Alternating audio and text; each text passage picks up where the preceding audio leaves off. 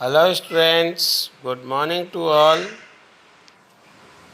As you know that in previous lecture I have explained law of dominance and law of purity of gametes. Student, I hope that you have understood both the laws. Now, hello students. Now today I am going to explain law of independent assortment. In previous lecture, I have explained law of dominance and law of purity of gametes. Now, student, question here state the law of independent assortment. So, student, answer here. Alleles are separated or segregated during gamete formation. Student जब gamete का formation होता है उस दौरान alleles जो होते हैं किसी भी जीन्स के वो सेपरेट हो जाते हैं या सेग्रीगेट या अलग हो जाते हैं. What they rearrange themselves independently. और जब फर्टिलाइजेशन होता है उस दौरान ये गैमीट्स इंडिपेंडेंटली स्वयं रीअरेंज हो जाते हैं to give rise to parental as well as new recombinant या varieties. और फिर फर्टिलाइजेशन के बाद पेरेंटल या नई वैरायटी को जन्म दे देते हैं. तो स्टूडेंट इस तरीके से वी कैन अंडरस्टैंड कि जब गैमीट बनता है तो उस दौरान अलील्स किसी भी करेक्टर के या जीन्स के वो सेपरेट आउट हो जाते हैं. और जब वो फर्टिलाइजेशन के दौरान जब वो रीअरेंज होते हैं तो स्वतंत्र रूप से रीअरेंज होते हैं खुद. ये नहीं कि ये एक बाउंडेशन होती कि पर्टिकुलर जो गैमीट है पर्टिकुलर फीमेल गैमीट के साथ ही फ्यूज़ करेगा. ऐसा नहीं है, कोई भी किसी के साथ फ्यूज़ कर सकता है. तो स्टूडेंट जिससे क्या होता है पेरेंटल करेक्टर्स भी देखने को मिलते हैं. F2 जनरेशन में कुछ नई वैरायटी वाले करेक्टर भी दिखाई देते हैं. तो इसी स्टेटमेंट को लॉ ऑफ इंडिपेंडेंट असॉर्टमेंट कहा जाता है. This law is explained by dihybrid cross. ये लॉ जो है डाई हाइब्रिड क्रॉस के द्वारा एक्सप्लेन किया जा सकता है. सबसे पहले हम दो प्लांट लेते हैं जो राउंड येलो सीड वाले थे. एक करेक्टर को बियर कर रहा है, दूसरा रिंकल्ड ग्रीन सीड वाला है. इनका genotype capital R capital double Y है और फिर इसका जीनोटाइप स्मॉल डबल आर और स्मॉल डबल वाई है.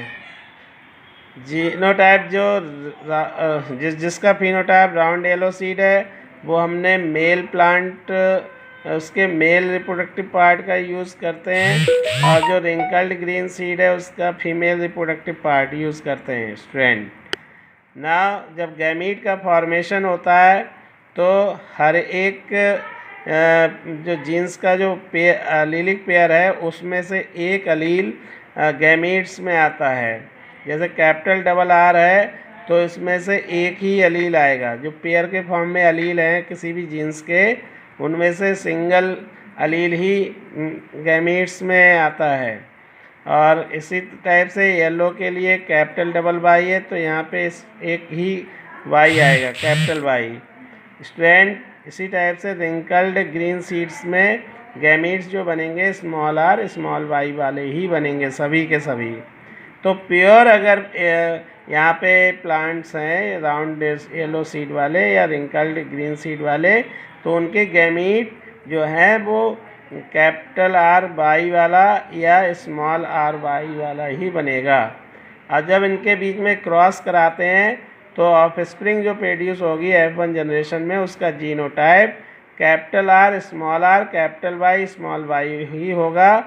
और ये सभी ऑफस्प्रिंग का जीनोटाइप सेम होगा और फिनोटाइप इनका जो होगा वो राउंड येलो ही होगा.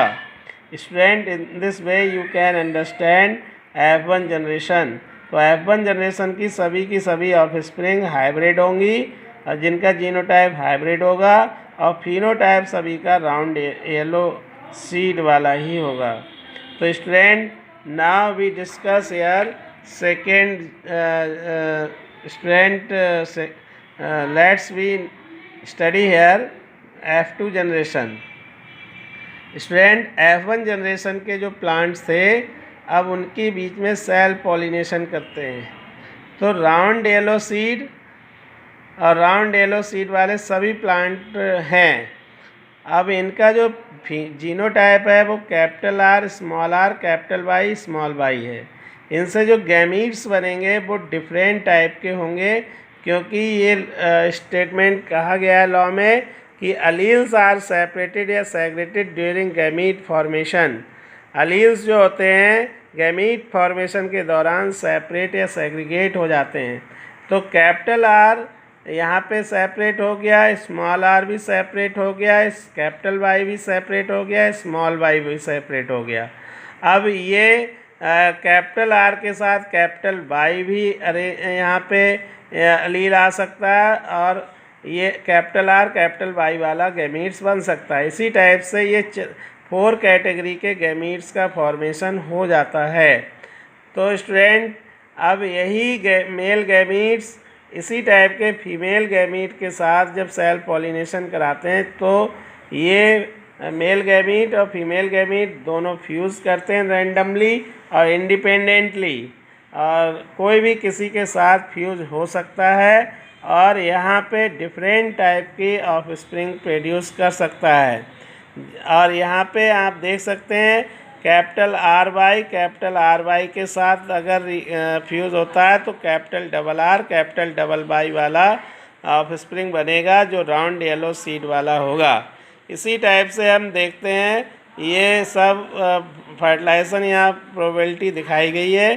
तो आप इसको सही तरीके से डाई हाइब्रिड क्रॉस में जैसे मैंने बताया था उस टाइप से इसको समझ सकते हैं. तो यहाँ पे देखेंगे जो फिनोटाइपिक रेशियो है round yellow, round green, wrinkled yellow, wrinkled green, इनका 9:3:3:1 आता है. और ये शो करता है कि राउंड येलो और रिंकल्ड ग्रीन, राउंड येलो तो इस F1 जनरेशन में आपने देखा ऑफस्प्रिंग थे जो यहाँ पे हमने पेरेंट्स के रूप में यूज़ किए हैं. लेकिन राउंड ग्रीन और राउंड येलो ये नई वैरायटी यहाँ पे डेवलप हुई हैं.